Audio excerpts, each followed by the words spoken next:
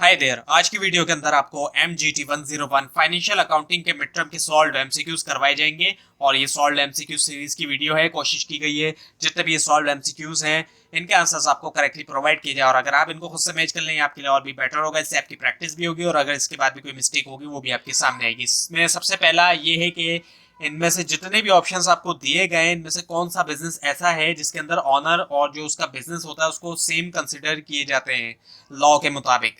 वो है sol proprietorship. उसके बाद ये कि इनमें से कौन सी जो है वो टाइप है बिजनेस की जिसको फॉर्म किया जाता है अंडर द कंपनी ऑर्डिनेंस 1984। वो है जॉइंट स्टॉक कंपनी। और जो करंट एक्ट चल रहा है कंपनीज एक्ट वो चल रहा है 2017 का। जो भी करंट एक्ट या ऑर्डिनेंस वगैरह होता है उसी के अंडर कंपनीज जो है वो रजिस्टर्ड होती हैं, फॉर्म्ड होती हैं। उसके बाद ये है कि इनमें से कौन सा जो है वो ऑप्शन जो है वो क्या है, इन्वेस्टमेंट है बिजनेस के अंदर जो कि ऑनर्स करते हैं वो है कैपिटल। और उसके बाद ये है कि इनमें से कौन सा जो है वो एक एग्जाम्पल है रेवेन्यू की बिजनेस इंटरप्राइजेस में, वो है कमीशन रिसीव्ड। उसके बाद ये कि इनमें से कौन सा सिस्टम जो है वो रिकॉर्डिंग ट्रांजेक्शन का बेस करता है डुअल एस्पेक्ट के ऊपर अकाउंटिंग के, वो है डबल एंट्री सिस्टम। उसके बाद ये कि इनमें से कौन सा जो है वो ऑप्शन जो है वो जो है क्या है, एक बुक है ओरिजिनल एंट्री की जिसके अंदर तमाम वाउचर्स जो है वो रिकॉर्डेड होते हैं एट फर्स्ट, वो है जनरल जर्नल्स। उसके बाद ये कि जो लाइबिलिटीज होती हैं मेंबर्स की डैश की वो लिमिटेड होती है। जो कैपिटल इंट्रोड्यूस किया होता है मेंबर्स ने वो है कंपनी, इसका जवाब है कंपनी। उसके बाद ये कि फिक्स्ड एसेट, इसके फिक्स्ड एसेट के अलावा भी क्या कहलाए जाते हैं, वो है डेप्रिशिएबल एसेट्स। उसके बाद ये कि इनमें से कौन सा अकाउंट जो है वो क्रेडिट होगा जब इंटरेस्ट जो है कैपिटल के ऊपर चार्ज किया जाएगा against the distribution of profit, वो है पार्टनर्स कैपिटल अकाउंट। और फिर ये है कि जब कैपिटल जो है वो फिक्स होते हैं तो इनमें से कौन सा अकाउंट जो है वो डेबिट होगा ड्राइंग के लिए जो कि पार्टनर करते हैं, वो है इंडिविजुअल पार्टनर्स करंट अकाउंट। उसके बाद ये कि इनमें से कौन सा ऑप्शन जो है वो नहीं है कैश इनफ्लो, वो है परचेज ऑफ फिक्स्ड एसेट। और उसके बाद ये कि इनमें से कौन सा बिजनेस जो है वो पब्लिश करता है फाइनेंशियल स्टेटमेंट्स को, वो है पब्लिक लिमिटेड कंपनी। उसके बाद ये कि इन दी हेडिंग ऑफ फाइनेंशियल स्टेटमेंट की हेडिंग्स के अंदर क्या चीज़ रिक्वायर्ड नहीं है। वो है कि जो नाम है उस शख्स का जो प्रिपेयर करे फाइनेंशियल स्टेटमेंट्स को। उसके बाद ये कि इनमें से कौन सा ऑप्शन ऐसा है जो कि ऐसा बिजनेस है, ये तीनों जो चारों जो आपको दिए गए ये बिजनेस है जहाँ पे मेंटेन किया जा सकता है सीक्रेसी को, जितने भी बिजनेस के मैटर्स होते हैं, वो है सोल प्रोप्राइटरशिप। उसके बाद एक इनमें से कौन सा ऑप्शन जो है वो एक प्रोसेस है ट्रांसफर करने का जर्नल इन्फॉर्मेशन को लेजर अकाउंट तक, वो है पोस्टिंग। उसके बाद एक इंश्योरेंस जो पे किया जाता है एडवांस के अंदर उसको ट्रीट किया जाएगा करंट एसेट के तौर पे। उसके बाद एक इनमें से कौन सा जो है उसको नहीं कंसिडर किया जाएगा कंपोनेंट के तौर पे कॉस्ट ऑफ स्टॉक की, वो है salaries of selling staff.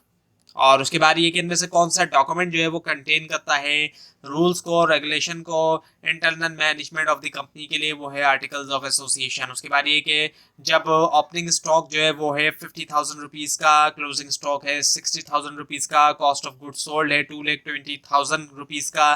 Stock turnover ratio क्या होगा, इसका जवाब है 4 टाइम्स। और उसके बाद ये है कि इनमें से कौन सा अकाउंट जो डेबिट होगा जब कॉस्ट लेबर कॉस्ट जो चार्ज की जाएगी प्रोडक्शन को, वो है लेबर कॉस्ट अकाउंट।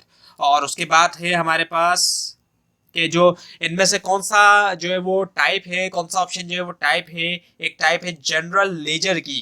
ये है टी अकाउंट। और उसके बाद ये कि जनरल ऑफिस एक्सपेंसेस जो है वो चार्ज किए जाते हैं किसको, इनमें से किस हेड को चार्ज किए जाते हैं, वो है एडमिनिस्ट्रेटिव एक्सपेंसेस। उसके बाद ये कि बैलेंस शीट आइटम जो है वो रिप्रेजेंट करते हैं, बैलेंस शीट आइटम जो कि रिप्रेजेंट करता है कि रिसोर्सेज जो है वो इन्वेस्ट करता है ऑनर, वो जाना जाता है किसके तौर पे, ऑनर्स इक्विटी।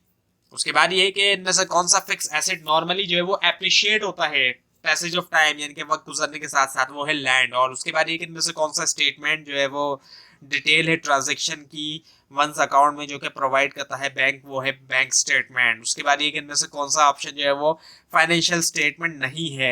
ये है ऑडिट रिपोर्ट। बाकी इसके अलावा बैलेंस शीट, इनकम स्टेटमेंट और कैश फ्लो जो है ये और फाइनेंशियल स्टेटमेंट में आते हैं, तो ऑडिट रिपोर्ट फाइनेंशियल स्टेटमेंट नहीं है।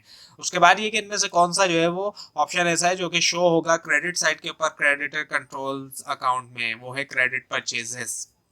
उसके बाद ये जनरल रिजर्व्स जो है उनको शो किया जाता है इनमें से किस स्टेटमेंट के या फिर किसके अकाउंट के अंदर, वो है बैलेंस शीट। उसके बाद ये है कि प्रीपेड इंटरेस्ट जो है given in the trial balance उसको ट्रीट किया जाएगा किसके तौर पे, एसेट के तौर पे। उसके बाद ये कि इनमें से कौन सा जो है वो समराइज करता है कैश मूवमेंट, एक स्पेसिफाइड पीरियड के दरमियान वो है रिसिप्ट्स एंड पेमेंट अकाउंट। उसके बाद ये कि इनमें से कौन सा ऑप्शन जो है वो एंड प्रोडक्ट है अकाउंटिंग साइकिल का, वो है फाइनेंशियल स्टेटमेंट। उसके बाद ये है कि एक ऑर्गेनाइजेशन ऑपरेटिंग होती है वो ऑब्जेक्टिव के साथ making profit from the sales of goods और सर्विस, वो कहलाता है बिजनेस। और उसके बाद ये कि इनमें से कौन सा अकाउंट बैलेंस जो है वो शो होगा डेबिट साइड के ऊपर ट्रायल बैलेंस के, वो है कैश अकाउंट। उसके बाद ये कि अगर कॉस्ट सेल जो है वो है 60,000 और सेल जो है 95,000 और ऑपरेटिंग एक्सपेंसेस है 20,000 during the year, so net profit होगा 15,000।